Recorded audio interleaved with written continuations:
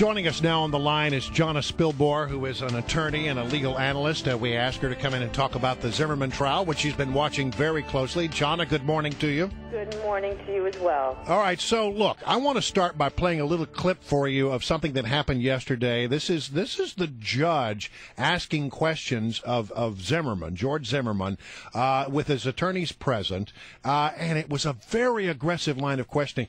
This goes on for a long time, but here's just a little sense of how that went. Have you made a decision as to whether or not you want to testify in the case? I object to that question. I think that's Mr. Overruled. The court is entitled to inquire of Mr. Zimmerman's determination as to whether or not he wants to testify. Mr. Zimmerman, have you made a decision as to whether or not you want to testify in this case? No, not at this time. No. Okay. I object to the court inquiring of Mr. Zimmerman as to his decision about whether or not to testify. Your objection is overruled. When I watched that whole exchange, and it goes on a lot longer than that, we're just showing you the sort of the tail end of it.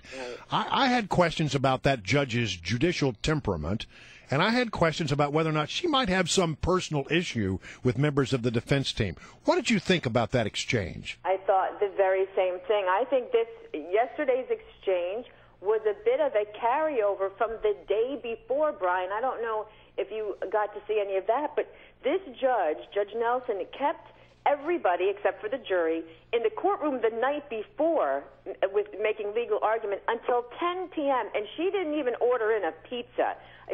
There's actually case law in Florida that you can't keep the attorneys, especially defense attorneys who need to prepare for the next day, in court from 8 o'clock in the morning until 10 o'clock at night because it doesn't leave time to prepare your case. She stormed off the bench while Attorney Don West was essentially complaining about that fact. She didn't even listen to him, put up her hand, walked off the bench in the middle of his sentence.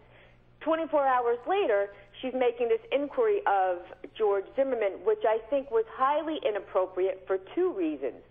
She obviously has some sort of animosity against Don West because she treated him very disrespectfully. And listen, courtroom decorum dictates that you don't do that, whether you're a judge or whether you're an attorney. Just one follow-up on that. Does Don West have the right to ask for to object to that line of questioning?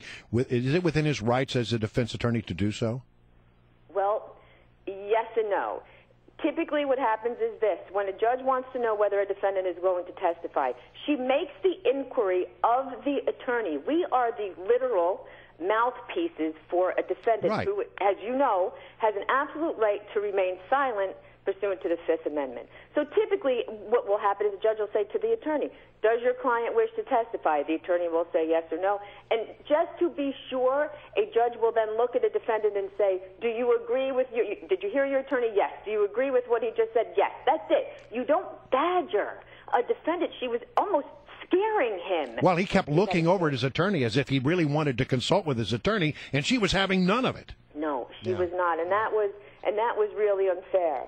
Although I do think, in a sense, this is a no harm, no foul, because I don't believe there was really a serious, a belief that George Zimmerman was ever going to testify. He doesn't need to.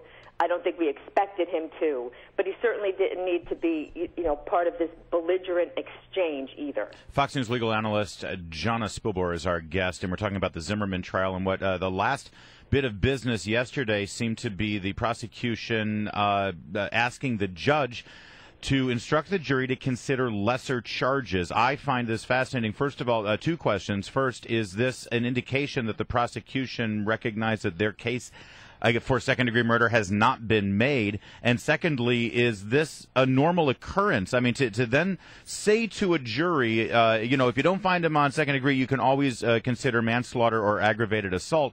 The defense hasn't put up a defense against manslaughter or aggravated assault. So isn't this a problem for them? Well, it is a little bit of a problem because in this particular case, the defense's perspective is, look, you charged my client with second-degree murder. We feel that you did not even come close to meeting the elements, and I think a lot of us agree with that. So the defense does not want any lesser included offenses, i.e. manslaughter or something less, to be charged to the jury because, hey, this should be all or nothing. You charged them with murder 2. They didn't meet murder 2. My client gets to go home. Typically, the prosecution will want to throw in everything but the kitchen sink, is to give the jury an option that if they failed in proving murder too, there could be some lesser offense that they can compromise. But Jonna Spilbor, shouldn't the prosecution make that determination before the case, before they make their case, so that, you know, they charge him with all of those things? Can't they do that? Well, they can, yes, charge him with other offenses, but typically they don't. Typically you get charged with the top count that the prosecution believes it can prove. And then as we saw in this case and in other cases, sometimes the state just can't meet its burden, which is how the lesser included offenses get included in the jury instruction, sort of like a catch-all. And in this case, it's a little bit scary for the defense because you got 6 women on this jury, 5 of whom are mothers. A 17-year-old child is dead, and even though it appears to me that the defense has met its self-defense, you could have some people on that jury who want to compromise because a 17-year-old lost his life. It doesn't seem right, though, because it seems what's happening here is that the prosecution team has said, you know, I think we're in trouble here. We've got to come away with something here. So let's throw in some lesser charges. But that is typically done, though, Brian. Even in cases where a state thinks, and usually more often than not, a state does prove what it sets out to prove. Yeah, I don't think they've done it in this particular case. I don't think they've even come close. All right, Jonna, it's always great to have you, and we'll look forward to watching your coverage today. Thanks very much. Have a great day, you guys. Thanks.